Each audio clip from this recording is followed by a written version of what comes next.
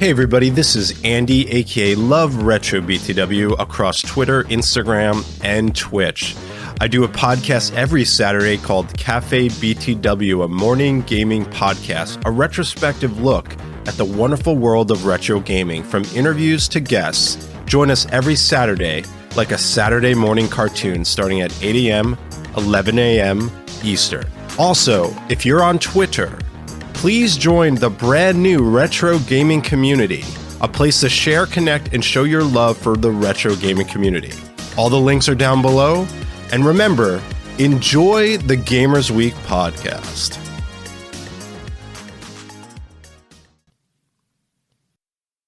Coming up on Gamers Week podcast. If you could ask the president of Nintendo to bring back one franchise, what would you pick? I can't think of anything. I cannot. Not at this time. So he goes to the shareholder meeting and they go, Donnie? And Donnie just goes, oh! Mr. Donald G., you have the floor now. I like Nintendo games. Thank you, sir. Can you bring back Mario Zelda cereal? That is a good question. Oh, my God.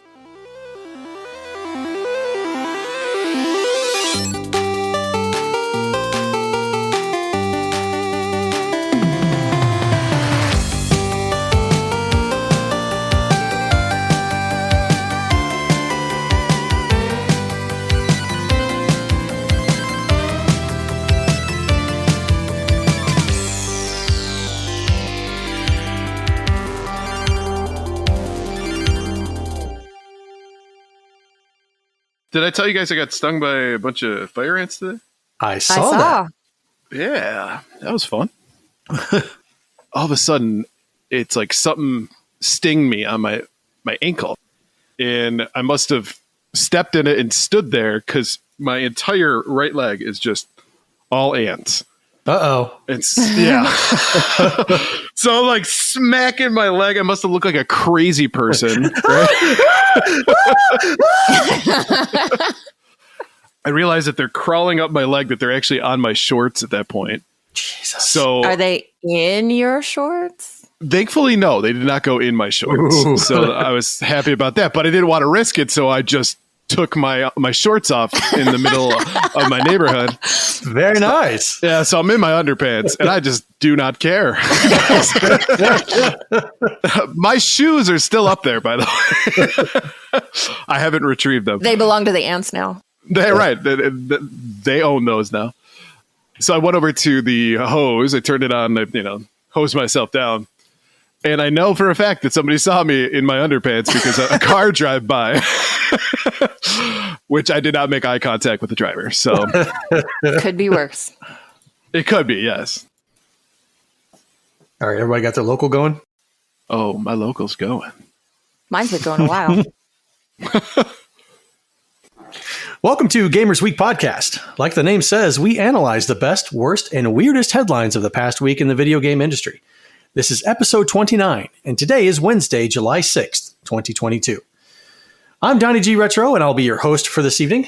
My first co-host just took out an order of protection against sugar and caffeine, but we all know she's going to take them right back in no time at all. Blue, how are you doing tonight?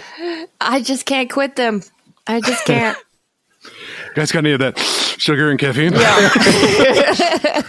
I'm jonesing, man. Scratching and itching all the time. Like, I gotta have it. It's so good.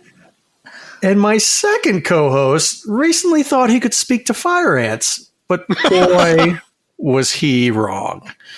Hashtag not worth it. Ryan, how's it going tonight? I'm okay. So thankfully you don't have to find another host. Look at that. The weirdest excuse to actually cancel the podcast. I got stuck with fire Sorry, ants. guys. So normally we'd start the show off with our reviews, reactions, and requests. But this is a big day for us at Gamers Week. It's the 6-month anniversary of when we started the podcast. And we hit 5,000 downloads. Yay! Congratulations, Blue. Congratulations, Ryan. Congratulations, Donnie. Yes. Congratulations, all of us. Yes. 6 months. It flew by. You know, it did. And it was surprising to me to hear you say 6 months. When I was like, really? 6 months? And even when I pulled up like episode 29, I have a hard time wrapping my head around that. Right. Is that we've been doing this for 29 weeks, essentially. You know, the old adage, if you're having fun, time flies. I think that's the case. And I will say that this experience has been an absolutely fantastic one. Not just getting a chance to podcast, but all the support that we've gotten from people and just the reception that we got as well. I think when we were first talking, we didn't know if anybody was going to listen. And people have really reached out and told us, some really great things and provided us some suggestions and stuff too. So it's been a great experience. So thank you to everybody. Absolutely. While this podcast is a blast and you guys are really fun to talk to every single week, it's the highlight of my week. But I think my favorite part of the past 6 months is actually the stuff that happens around the podcast itself. I've really enjoyed the patron community that has sprung up around the podcast, how we get to talk to everybody every day in Discord, and we get to have our movie nights and our game nights.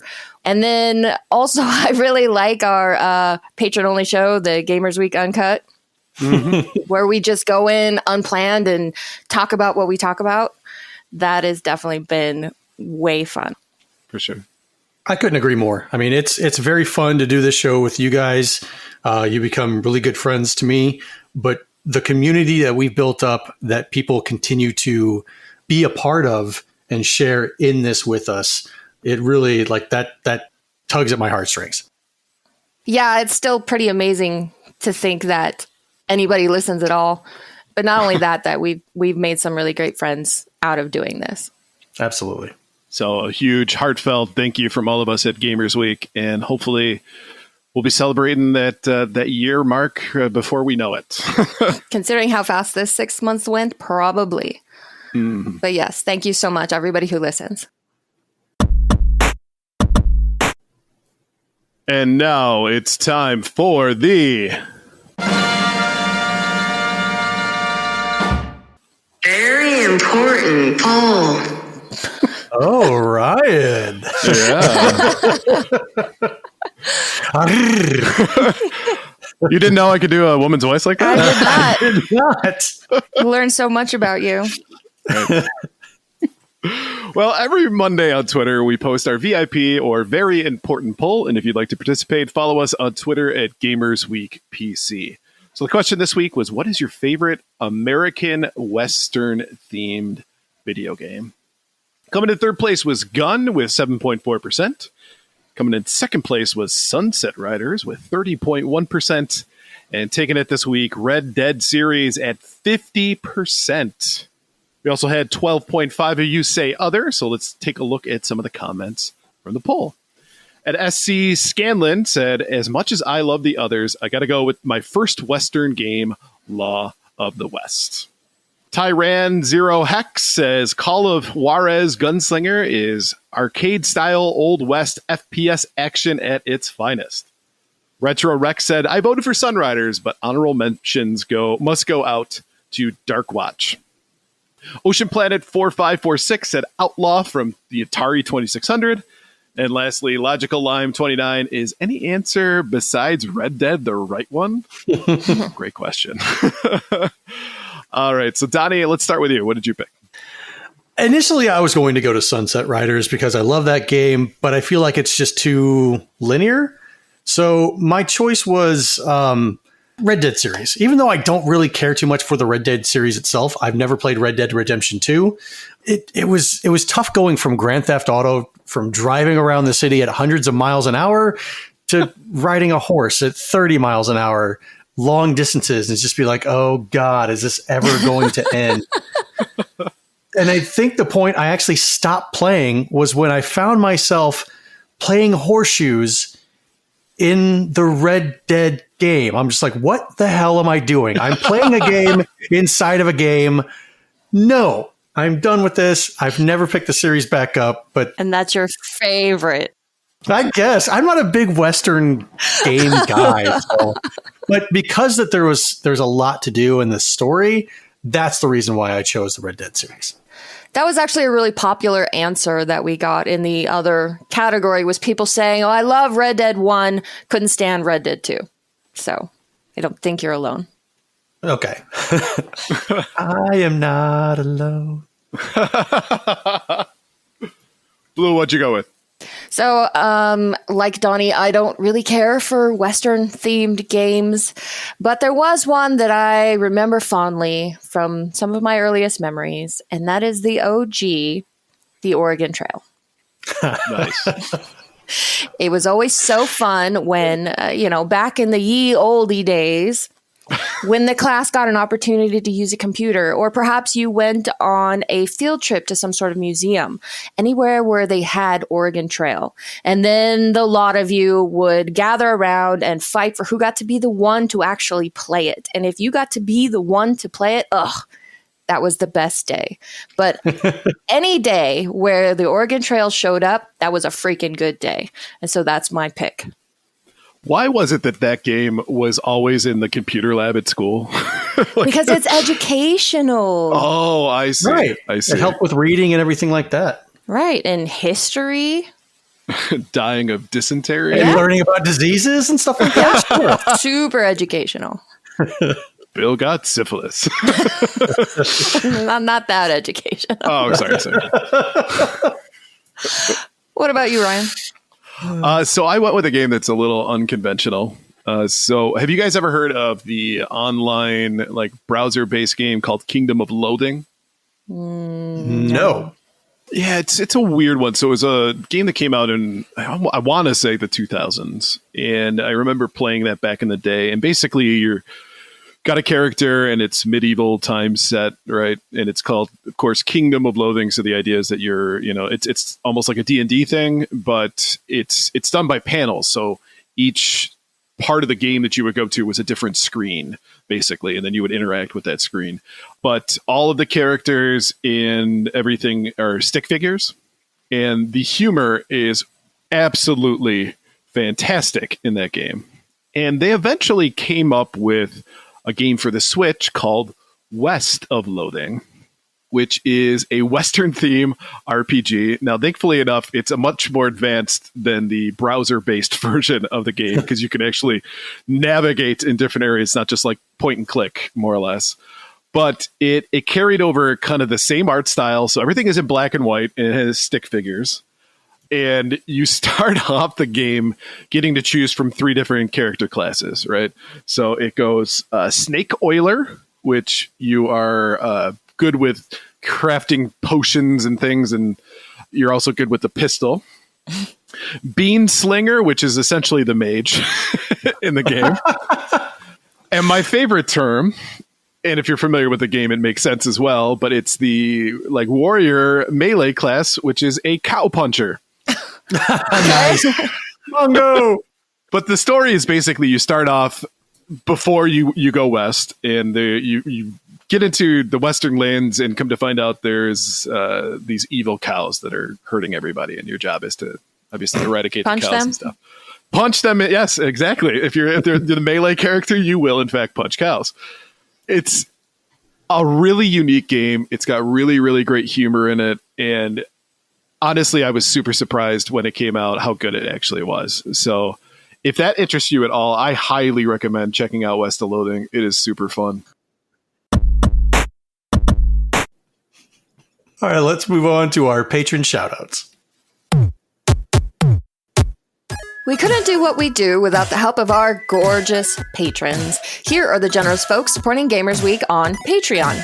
Steven Sand, Ramboski, Terry Kinnear, Ducks in Disguise, Jim and Colleen, Games with Coffee, Davey PGH, the Red Ox PDX family, including Shannon and Luke, Zach Huge Thanks, Random Retro Dude, Princess Kitty Mew Mew, Rai Rai's Secret Best Friend, Mega Retro Man, Gamatroid, Emo-esque, Bill Tucker, Rybrad's #1 fan, Fruitcake's #1 stan, The Wizard of Zardoz, Clayman71, Great Saiyaman 81, BNT Zilla Guy, Geek With That, Crunchy Kong, Sheriff Snacks, Frank Grande, and Love Retro BTW.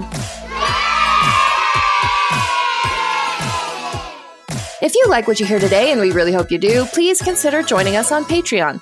Your support helps cover the cost of producing the show, as well as other cool stuff we'll be doing, like prizes and giveaways. You'll also gain access to our weekly patron-only bonus cast called Gamers Week Uncut, Patrons with Benefits. Visit patreon.com/gamersweek or follow the link in the show notes to learn more. All right, let's move on over to headlines for the week. Our headlines segment is proudly sponsored by the Retro Game Club podcast. It's a fantastic family-friendly retro gaming podcast.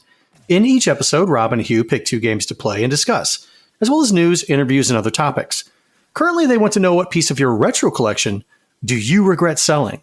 Send your answers to email at retrogameclub.net or follow the link in the show notes. What have you guys sold from your collections that you regret?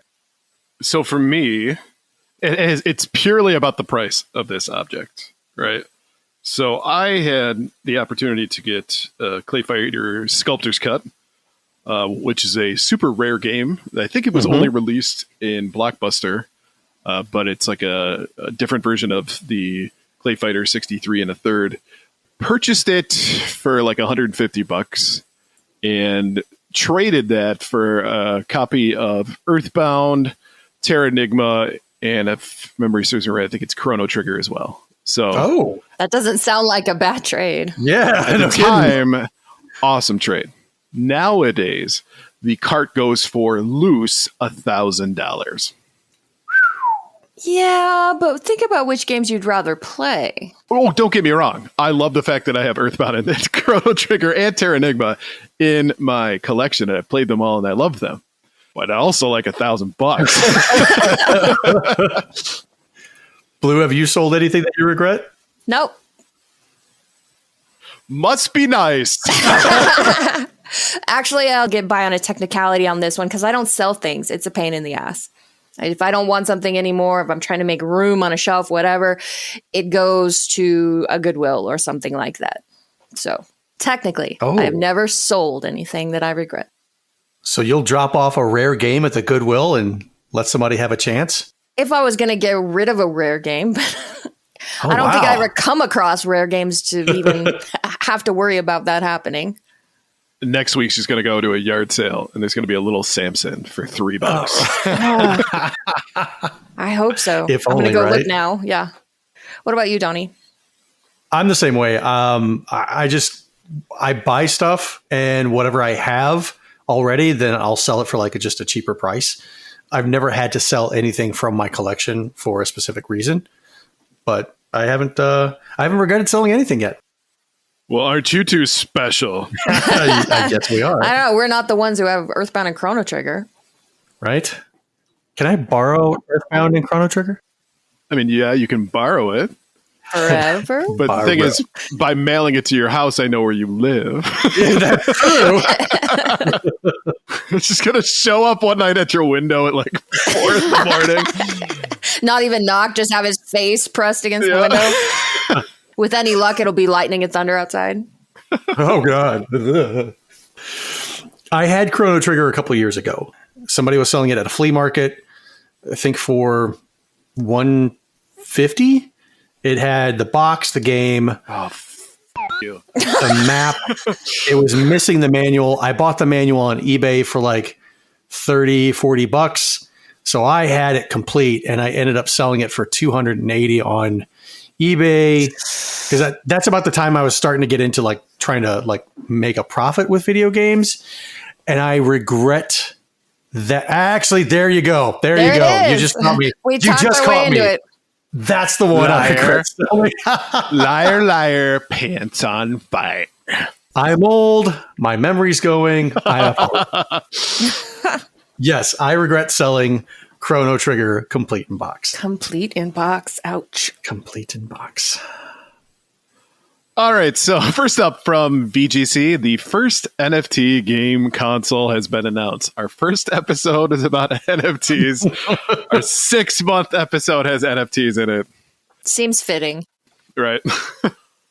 Web3 company Polium claims its Polium One system will be the world's first multi-chain gaming console that will be capable of running games built on different blockchains. The console will be powerful enough to run high-performance games and will be easy to use for a traditional gamer who doesn't understand Web3. Polium claims the console will be released in Q3 2024, will only be able to be pre-ordered by players who buy a Polium Pass. That word keeps coming up. It is the company name.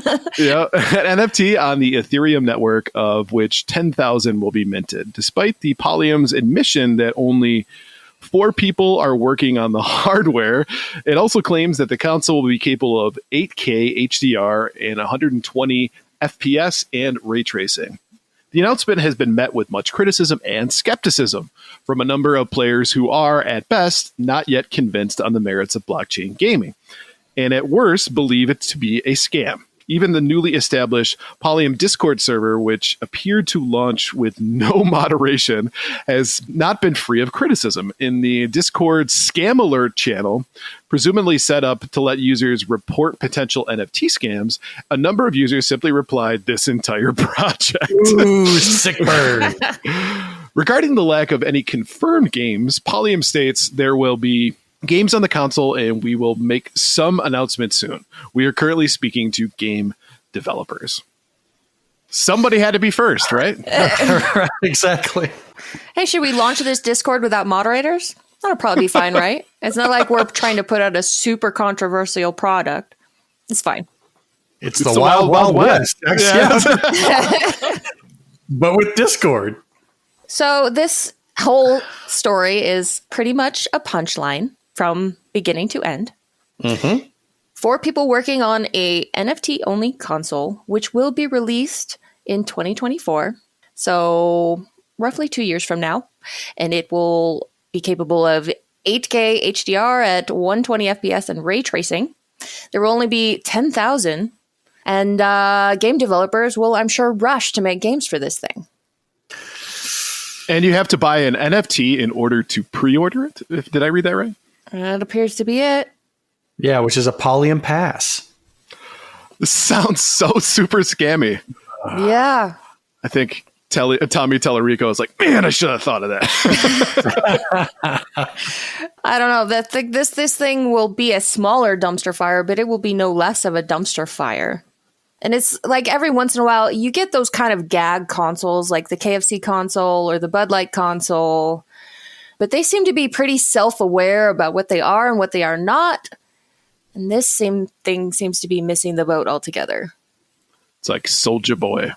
Right. Yeah, when Soulja Boy tried to come out with his own console, but it was just some crappy knockoff of an existing console. See, that's the difference. That's the difference when you know that you're a campy gimmick and you have no idea that you're a campy gimmick. They're just going to find like those prepackaged PCs and just sell it with their sticker on the side. You're like, yeah, this is our console, guys. Come on. Yeah. So if they're as serious about this as it kind of sounds like they are, I think this is a good lesson in why you should step outside your echo chamber and speak to people who don't agree with you about things. And then you could actually hear that maybe that thing that you're thinking about is a terrible idea. Because this has got to be a terrible idea. And only 10,000 of them are going to be minted. And they'll probably really only sell about maybe 50. No, they may very well sell 10,000. People who are interested in blockchain and Bitcoin and NFTs may see this as something that's much more concrete than your typical NFT, right? Oh, it's backed by this company. It's going to give me this opportunity to have this cool console. And to Blue's point, because you're stuck in that echo chamber of, I love this kind of stuff, it's going to take away your natural skepticism for that kind of thing. And that's the kind of market I'm assuming they're going for. The guy who has sucker written on his forehead coming from a mile away. In all reality, though, you have to get some kind of concrete evidence that this system can do what it says it will do before you slap down any type of money. And if you don't do that, then yes, you are the sucker. And this isn't going through Kickstarter. This isn't going through an even Indiegogo kind of thing where you would expect crowdfunding to be a part of. They're using NFTs to crowdfund. And there's no guarantee. Like there's no security feature. Like when you go into Kickstarter and it doesn't pan out, you can get your money back. Right. That's bad. That's where I think this whole thing could be a scam. And wasn't I just reading earlier this week that NFT sales are on a major slump right now? Huge. Let's see. TechCrunch says weekly NFT sales declined by just over 70% from a high of nearly 1 million units in the third week of 2022 to a little more than 250,000 in the most recent week in the data set. That's a big slump No kidding. in 6 months. And the value of those NFTs have tanked tremendously. So all those people who got in after the third week of 2022 put all their money in. I would imagine that this has been a bad investment for them. So all the monkey NFTs out there, Right? and Twitter, who promoted the idea of using one of those for your Right. I logged in profile. today and it popped up the thing that said, hey, did you know you can use an NFT for your profile picture now? And I was like, yeah, you told me like 4 times. It's not changed my mind about it, though. And at the end of the day, there's really nothing, and I know we've talked about this before as far as NFTs, but there's just really no tangible value behind it. No, none. So you're going to be left holding the bag. Oh, yeah, you've got an NFT that says you have a pass and you're one of 10,000 people who have that. Congratulations. But that's all you're going to have at the end of this. And like I said, if they decide to release anything, it's going to be something that's half-assed. And we'll have no games on it. Right. No games whatsoever. It'll be like, oh, you can download the Steam app or Epic Games. There you go. Right. You can play cornhole on this system. No, that would make it useful. But I mean, like we said earlier, our episode number 1 was about NFTs. And now 6 months later, here we are talking about NFTs, but the landscape of NFTs has changed dramatically in just 6 months. And I, for one, am glad to see this finally going up in flames. Hear, hear. That's what I was getting ready to say. Jesus. You can say it too. But we're on this. It's like we're on the same wavelength tonight. Well, we have been doing this for 6 months. True. We're in one another's heads, which is terrifying.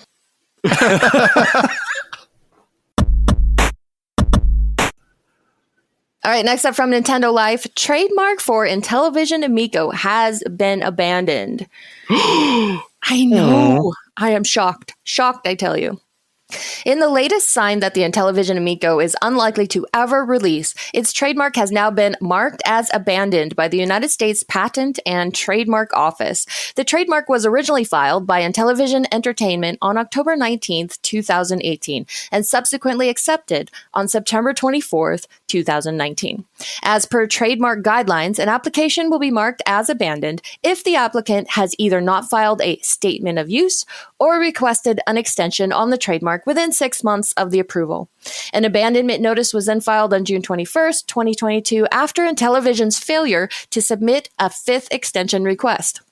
Intellivision now has 2 months from the date of abandonment to file a petition to revive if it hopes to retain the trademark, though its inability to request any further extensions could perhaps be the clearest sign so far that the troubled console will likely never be released commercially.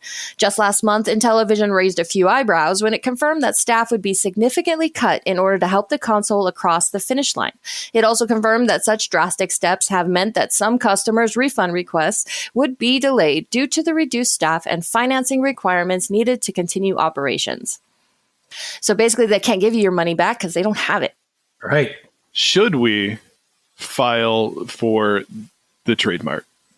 Should Gamers Week file for the Intellivision trademark? Yes. Should we file to get the Television Amico trademark?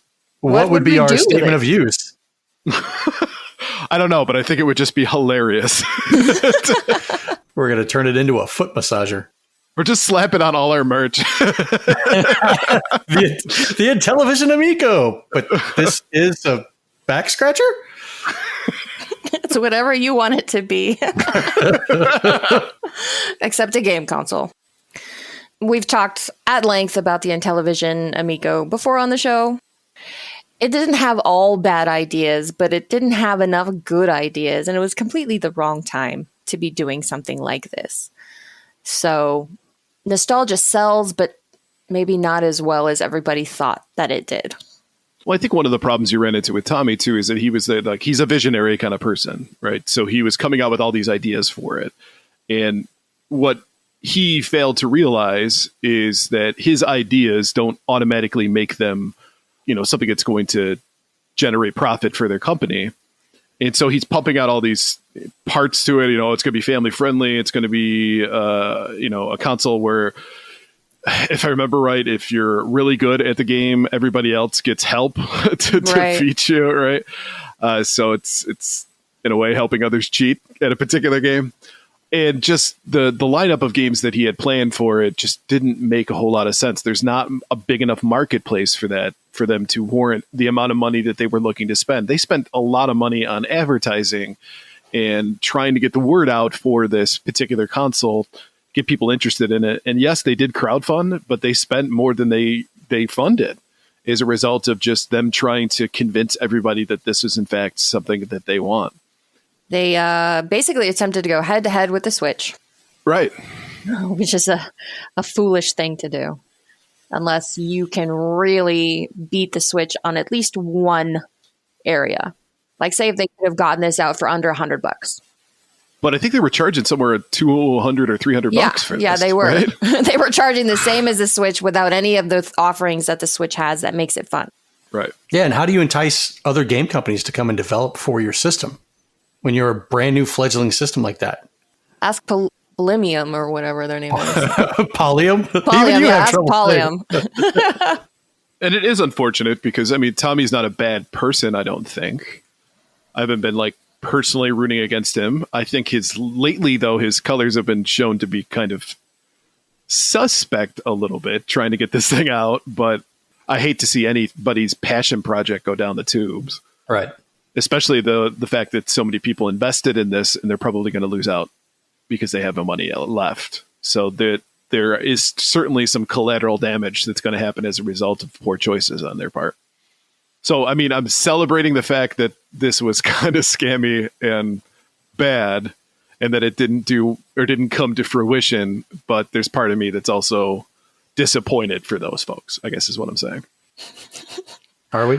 Are we disappointed? I was like, way to try to make yourself sound like a good person at the end. Really, we're dancing on this thing's grave. We have been for a while. Let's just own it. And now that it finally died, I feel bad, okay?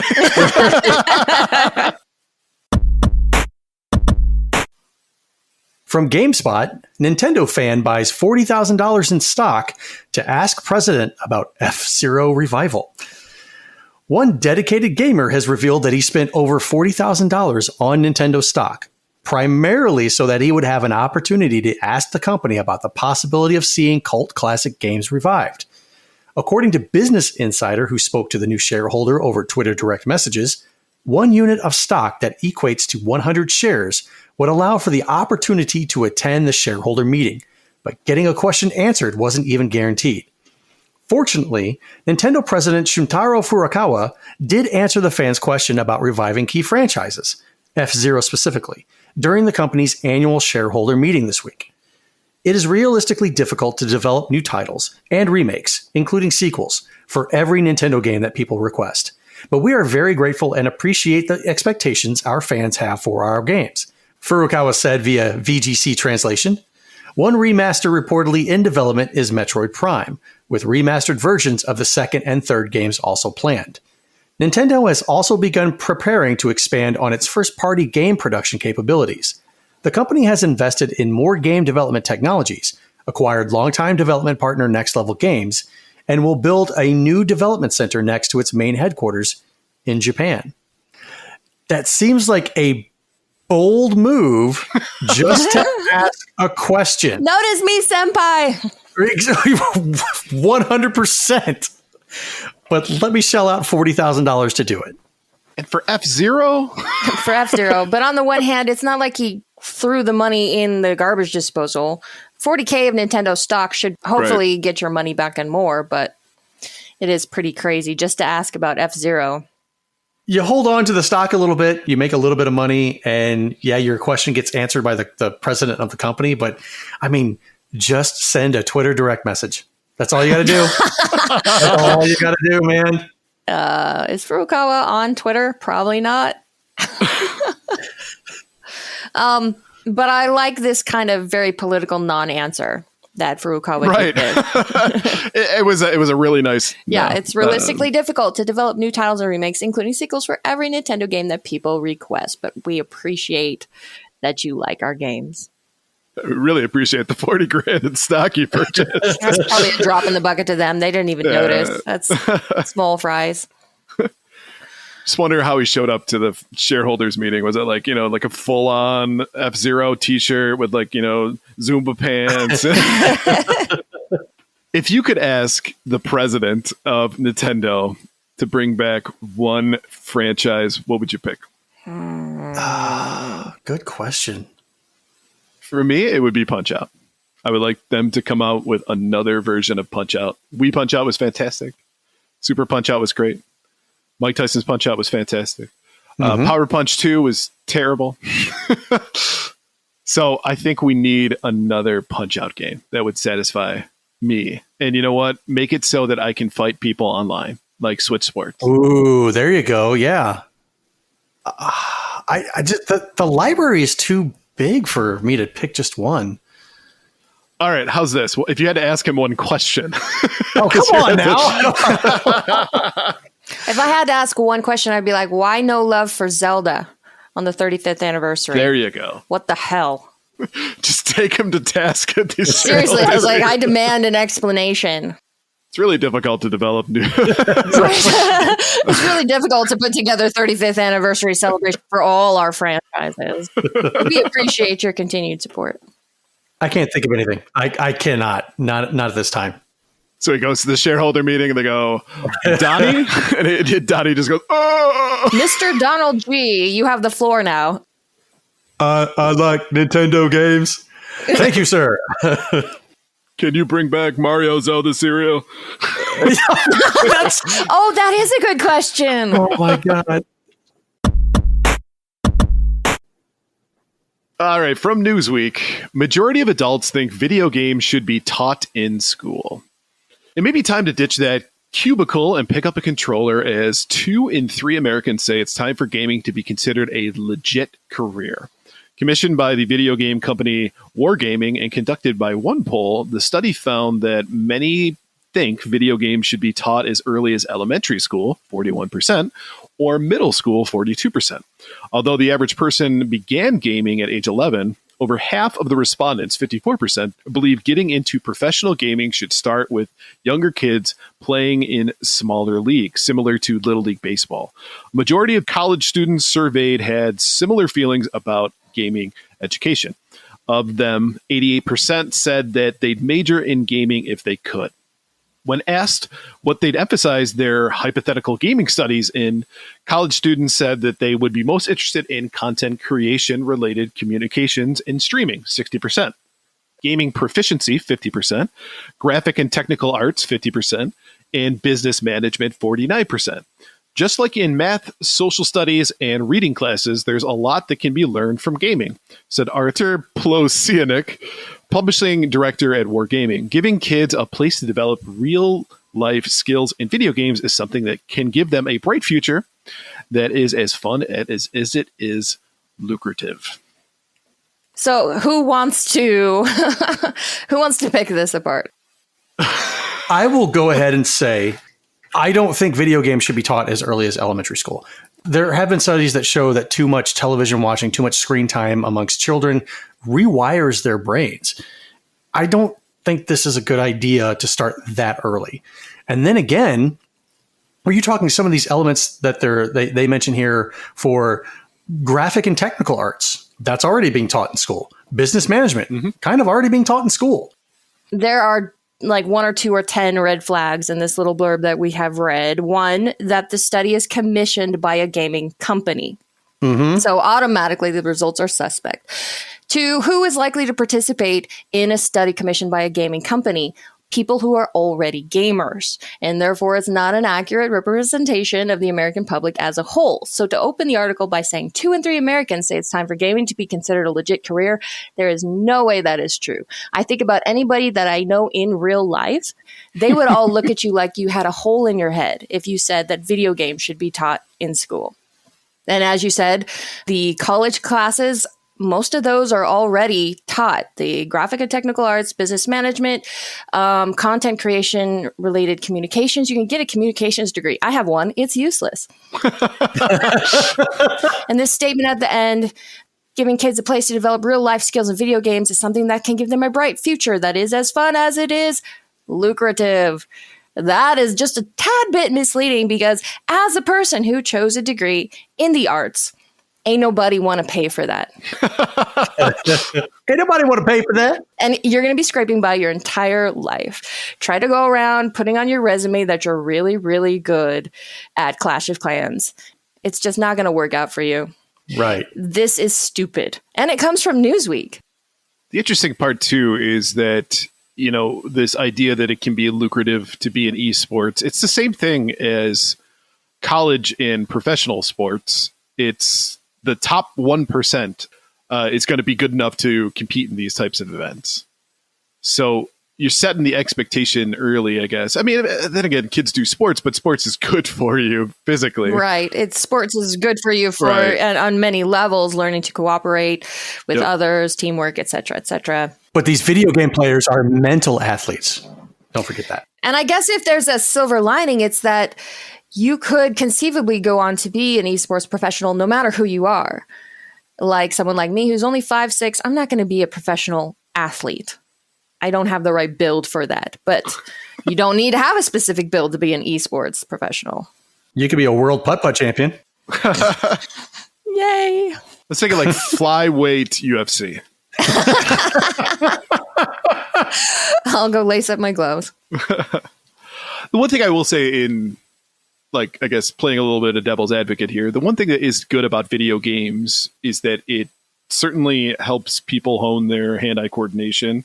It helps with problem solving and the solving puzzles. All those things are a huge part of the gaming community and process and industry. So there is definitely something to be learned or gained as a result of playing video games, but that can be done as a hobby. Right. There's nothing that says that we shouldn't have esports teams in school that happen after class time, just like you would have any other team. That's perfectly fine. That we could totally get behind as early as elementary school. But crossing that border into video games should be taught in school is nonsense. And that is coming from people who are hardcore enough gamers that we have a gaming podcast. And you know, this reminds me of the movie PCU. And one of the famous lines from there is, "You can major in Game Boy if you know how to bullshit." It's finally come to fruition. Relevant. All right, let's take a look at our top 3 new releases for the week. All right, first up is Arcadegeddon. Anybody? Arcadegeddon? Arcadegeddon, right. Platform is PS5, Xbox Series X and S, PS4, and PC. Rise up and play with up to 3 friends in this ever-evolving cooperative multiplayer shooter. Explore multiple biomes, mini-games, find hidden chests, and defeat numerous enemies and bosses. Matchpoint Tennis Championships, out on PS5, Xbox Series X and S, PS4, Xbox One, Switch, and PC. The season starts now. Grab your racket and become the world's next tennis champion. Your opponent is on the court and the crowd waits for a promising challenger for the grand finale. Are you ready for Matchpoint? And finally, Klonoa Fantasy Reverie Series, out on PS5, Xbox Series X and S, PS4, Xbox One, Switch, and PC. Klonoa is a 3D side-scrolling action game series whose first title was released by Namco in 1997. Set in a unique universe populated by a range of original characters, the game follows the hero Klonoa as he sets off on a journey to save the world. Commemorating the 25th anniversary of the first title in the series, this remastered title combines both Klonoa Door to Phantomile and Klonoa 2 Lunatea's Veil. So, anything at all here appeal to you, Ryan? Klonoa, I've never gotten into that, so I'd be curious about that one. Matchpoint, just playing Switch tennis lately. if it has, which is strange for me to say, motion controls, I might be into it. Not if it's on PS4 and Xbox Right, One. that's what I was thinking. It's like on PC. How do you manage that one? But if it was on Switch, that could certainly be something that's done. Because I can't imagine using a controller. I played, Virtua Tennis back in the day in the arcade with joystick. That's a little bit more intuitive, but I can't imagine playing doing ASWD on your PC to play tennis. But yeah, so I guess probably Klonoa it would be the one that I would go for. Like I said, I have not actually gotten into that, but I've heard a lot of good things. So yeah, that would probably be my choice. What do you think, Donnie? I don't know. I'm looking at like Arcadegeddon, and it looks like a Fortnite clone. So immediately I'm kind of turned off by that. Matchpoint, the graphics look pretty stellar. I could be interested just because of how realistic it looks, at least checking it out. I know I suck at the Switch tennis, so maybe I could be good at this one. Klonoa, I've never really heard of it. I do like me a side-scrolling adventure game, so maybe that one, but just none of them really stand out to me this week. Yeah, pretty much. Not into co-op shooters, not into tennis. No? No. Klonoa, this description, I haven't played them before, but Klonoa sets off on a journey to save the world. Could you be any more generic? Everybody's saving the world. Why should I play your game? Well, I would choose Klonoa over the other two just by default, but also it's commemorating the 25th anniversary, so there's a bit of history there. I'll take it. But yeah, I don't really want any of these. Yep,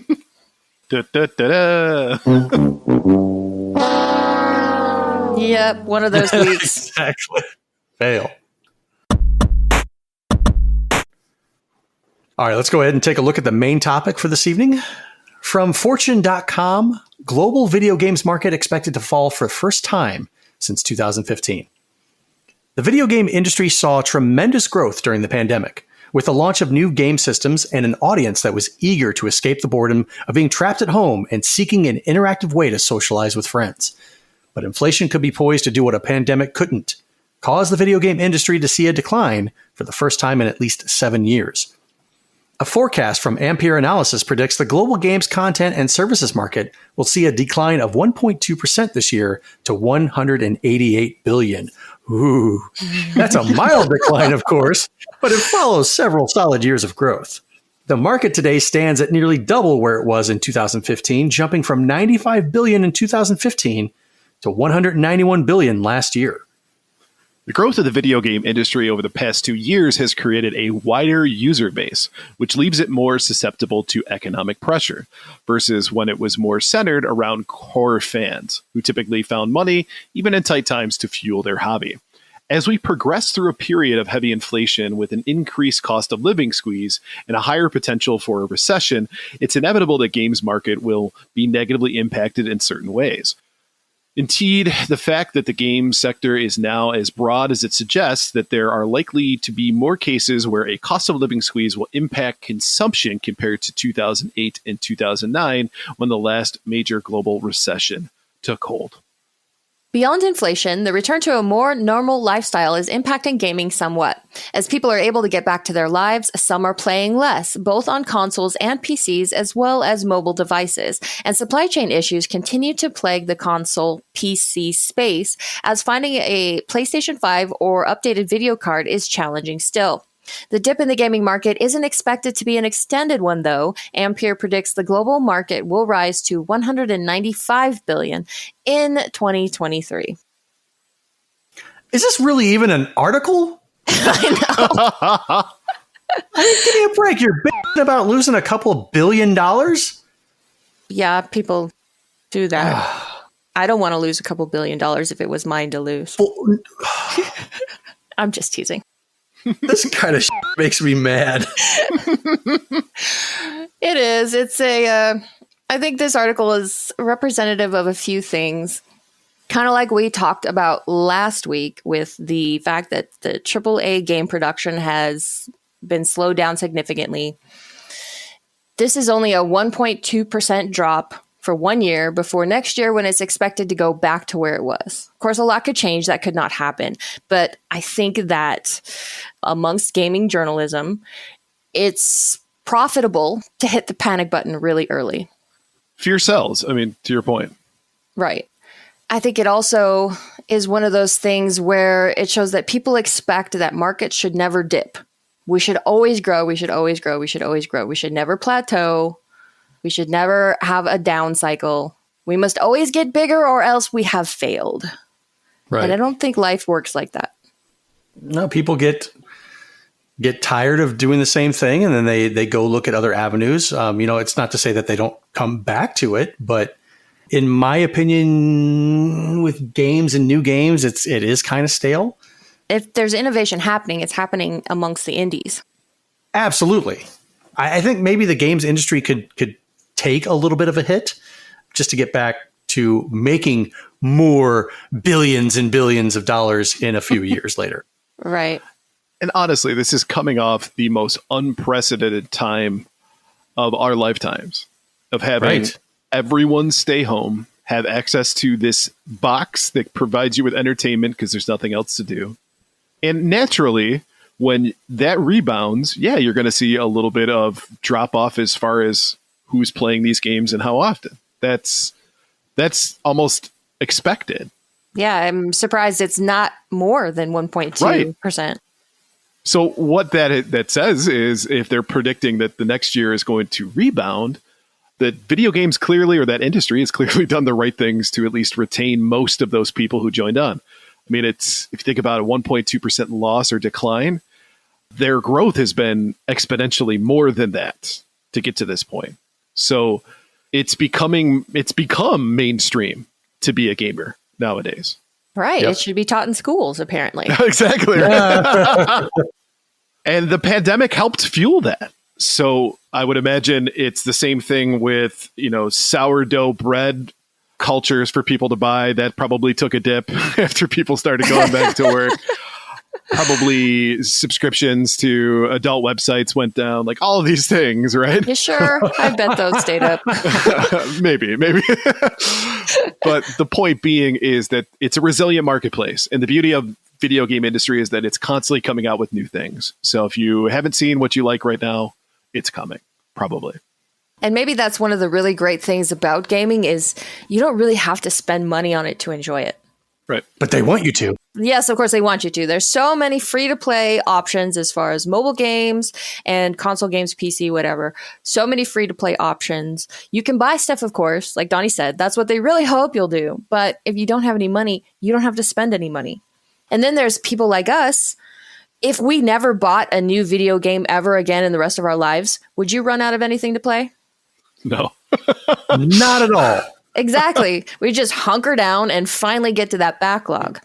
I mean, you think about this, like 10 years ago, it was still kind of niche to be a gamer. I mean, people did it, but like not everybody was really that into it. And I hate to say this, but mobile gaming has really helped fuel some of that gamer desire. 10 years ago, I mean, World of Warcraft had already been out for 8 years. Mm-hmm. And whenever World of Warcraft came out, I think that's when the fan base really grew with that game. I think then it was, oh yeah, I'm a gamer. I play Warcraft. I play World of Warcraft. Everybody was talking about that. And in my opinion, I think it was cool to be a gamer around that time, way before 10 years ago. I think it was probably more cool to be playing Halo. Teabagging people, sure. It's very controversial. But I mean, growing up, if you told people you were a gamer, it was like nerd. Yep, pretty much. No. Like there was a point in elementary school where it was cool and then it became not cool, even a little cool.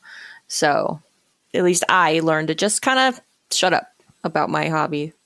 But now it's something that people do every day, realistically. It's not just a hardcore group that does it every day. People game every day, whether it's mobile, whether it's on your PC, or you turn it on your Switch and having a good time, whatever it is. Yeah. My wife, she's not a gamer, but she has this little bubble popper game on her phone that she plays every day. And you're right. Mobile games have really helped people break into the whole gaming industry. Candy Crush, the gateway drug. I know. I played Candy Crush for the longest time. Did you really? Delicious. Oh, God. Talk about a game that will take your money before you realize it. All of a sudden, you've spent hundreds of dollars on that game. You're like, what?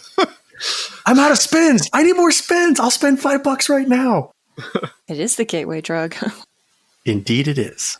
But to kind of pull things together, I think, again, this is alarmist journalism in a way. Right. Absolutely.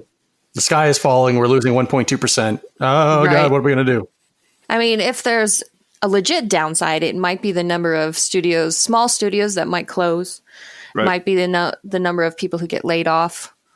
And that's always sad to see. But I mean, at the same time, the games industry itself will be just fine. And we should be around to make this podcast for a long, long time. We have sad news. Ryan died at the age of 89 last week. We're going to soldier on without him. Episode 438,000 of Gamers Week podcast. Donnie, you need to read this. What? Where's my teeth? It's just the podcast is 40 minutes of everybody just snoring. Telling the same stories over and over and then going, what'd you say? Blue and I are in the old folks' retirement home. You hear the EKG in the background beeping. Gamers Week podcast. We hope to grow old with you. Yeah, aw, that's kind of sweet. I'm already old. You're younger than me. Shut up. Yep, you're the youngest one here. Shut up. I still feel 1,000, so it's all right. Before we move on, let's take a quick break to talk about our sponsor. Gaming History 101 is proudly sponsored by the Elitist Podcast. It's a show where three friends and occasional guests play games about video games, including trivia, game show games, and more.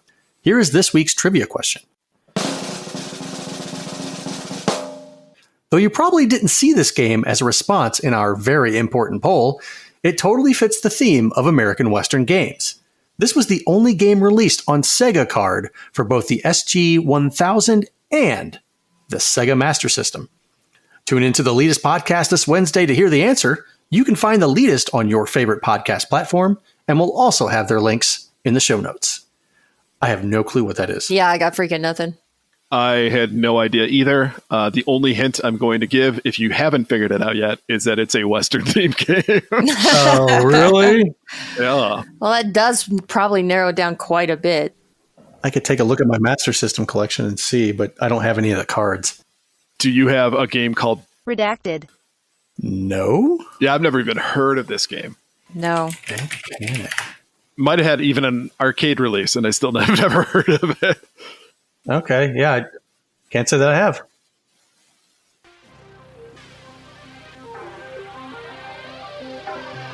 All right, fellow kids, strap on your platform shoes, throw on that Tommy Hilfiger shirt, dab a little cool water around your neck, and make sure your Suzuki Samurai has some gas, because where we're going, you'll definitely need them.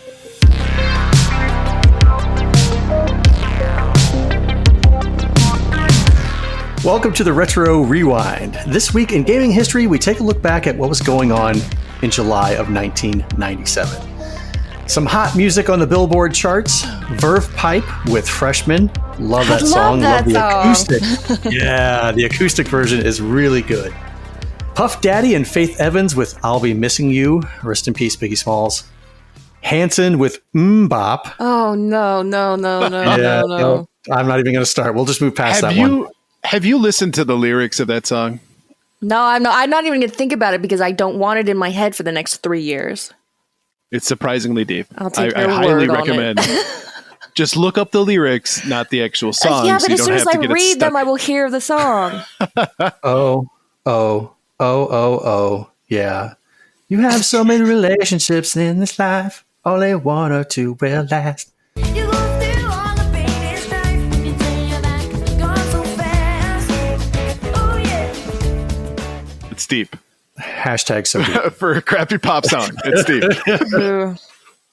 Mark Morrison with Return Oh of my the God. Mac. Oh my God. Third Eye Blind with Semi-Charmed Life. And Savage Garden with I Want You. Ooh, I want you. I don't That's know. the Chicken if Cherry I Cola need one, you. right? That is the Chicken Cherry Cola Okay. song. See, in my high school, nobody knew the name of the song. We just knew it was the Chicken Cherry Cola song. And I always thought they said chicken cherry cola. And I'm like, that's freaking gross. I try it. Don't they make Coke chicken? Like Coca-Cola chicken? Looking it up. Pretty sure they do. Nope. Did you know that you could buy 10 CDs for the price of one in 1997 with nothing more to buy ever? Based on the selections I saw in this magazine. And I might have done that once or twice where I bought some CDs from Columbia House and everything. My 10 choices would be Dr. Dre The Chronic, Ministry Filth Pig, Danzig 4P, Pantera The Great Southern Trendkill, Marilyn Manson Antichrist Superstar, 311, Verve Pipe The Villains, MTV's Buzzbin, Bush Razorblade Suitcase, and the Lost Highway soundtrack. I'd like to sing any song from The Chronic, but I don't think it'll make the podcast. Ow, wow, wow, yippee yo, yippee yay, stuck on these. Say buttons and tricks, lick on these and suck the. You guys hate me, don't you? No, we don't. JetBlue just highlights this whole section and goes, delete. Yep. Hot at the theaters in 1997 in July, Men in Black, Face Off, I Can Eat a Peach for Hours, you know, Contact, Hercules, George of the Jungle, Air Force One, Get Off My Plane, and My Best Friend's Wedding. And surprisingly, I've not seen only one of the movies from this list. George of the Jungle is like a low-key favorite of mine. I used to watch that with my nieces. You haven't seen Contact. That's correct? Holy Wow, crap. look at me. No, I've kind of seen Contact. I've not seen My Best Friend's Wedding. Oh, okay. No. Let's say Contact was a big thing in my house because my dad was obsessed with Carl Sagan. I almost said George Carlin, which he was George Carlin as well. But Carl Sagan, he had the book for Contact and everything. So that was it was a big deal when that came out. In gaming news, Sony Computer Entertainment of America appoints new CEO Ken Kutaragi, known as the father of the PlayStation. He played a pivotal role in the research, development, and success of the PlayStation. And if he's the father, who's the second cousin twice removed? Rocket Science, who ported Cadillacs and Dinosaurs to the Sega CD, closes up shop. Single Track, known for creating Twisted Metal or developing Twisted Metal and Warhawk, is now an N64 licensee. Acclaim begins work on Batman and Robin game to coincide with the movie release. And Sonic Jam is released. A compilation of Sonic games? That's funny. Where have I seen that before? They say history is cyclical. Doomed to repeat itself. Yep. Exactly. Did you know that America Online users can now get daily game news updates? Use the keyword GamePro to access GamePro Online, then head straight to that hot news section to get the latest video game news. You can also read daily updates of news in the GamePro Online website at www.gamepro.com. But if you go there, it's not GamePro.com anymore. RIP. So for the GamePro Reader's Choice Awards for 1996, in the 32 and 64-bit category, the best action-adventure game was Super Mario 64. Best fighting game is Tekken 2. Best sports game, Wayne Gretzky's 3D Hockey. Best racing game was Wave Race 64. Best vehicle shooter, Twisted Metal 2. And best first-person shooter was Die Hard Trilogy. What was that noise? That was a what? The best system, Ryan, can you take a guess what that was? I will guess it is my favorite console of all time, the Neo Geo. You were close. You started off solid. It was the N64. Exactly. The worst game voted on was Real Monsters. I've never played that one. And which system's death angered you the most award? And the top winner with the top vote was the Virtual Boy. Really? That upset people. Yeah, I know. Like you really wanted the bright red lights and the headaches. Like, come on now. The E3 games preview for July was Duke Nukem 3D, San Francisco Rush, GoldenEye 007, WCW versus NWO World Tour, Clay Fighter 63 1/3, Gex Enter the Gecko, Resident Evil 2, Tomb Raider 2, and X-Men vs. Street Fighter. Hot at Blockbuster was Star Fox 64, War Gods and Triple Play 98, Fighters Megamix, World Series Baseball 98, and Ken Griffey Jr.'s winning home run. Just hurts a little to hear the top games at Blockbuster. I know. Right. I remember around this time, my sister and I went to a Blockbuster and asked if they had Nintendo games to rent still. And they looked at us like we were insane. In 1997? Yep. They probably had Little Samson to rent, right? I'll just keep this. Yeah, I'm never returning this. Yep. Hot at the arcades was Virtua Fighter 3, Tekken 3, X-Men vs. Street Fighter, and Street Fighter 3, The New Generation. Games released this month was Jane's 688 Hunter Killer, which was a submarine game, if I'm not mistaken, The King of Fighters 97, Carmageddon, Herc's Adventures, and Warlords 3, Reign of Heroes. Kind of a slow month for game releases. Star Fox 64 took 5.0 in all categories of this month's Game Pro, with fun factor, graphics, sound, and control. And Rush Hour for the PlayStation was this month's biggest turd reviewed. Boo. Well, kids, thank you for hopping in the time machine with me this week. Go ahead and change that channel so your parents don't know you were tuned in, and we'll catch you again next time. Oh, and remember, game companies would never dream of putting out compilations of classic games again and again and again. So if you see it done one time, it will never be done again. Ever. Never. Probably. Probably. Probably. Probably. Sorry, I was late. Let's go ahead and wrap up this week's episode of the Gamers Week podcast. Thank you for listening to episode 29, and a big thank you to the Retro Game Club podcast, the Leadus podcast, and Love Retro BTW for sponsoring this episode. Don't forget to check out their links in the show notes. If you want to connect with Gamers Week, follow us on Twitter at GamersWeekPC. Email us at gamersweekpodcast@gmail.com. Visit our merch store at gamers-week-podcast.creator-spring.com if you want a cool tank top. Or if you want to do it the easy way, follow the link in the show notes. Join us on Patreon at patreon.com/gamersweek. And finally, since you made it all the way to the end of this episode, please leave us a rating and a review to let us know how we did. We really do value your feedback. While you're there, consider subscribing on iTunes, Spotify, or your podcast platform of choice. Thank you for celebrating our 6-month anniversary with us, people. Yes, thank you. Thanks, everybody. Have a good night. Good night, Ned. Yes! Three Amigos reference. All of the doggies are in the corral. All of the work is done. Now shut your eyes and dream, little boy. Dream of someone. Boom, boom, boom, boom, boom, boom, boom, boom. I think we could stop now.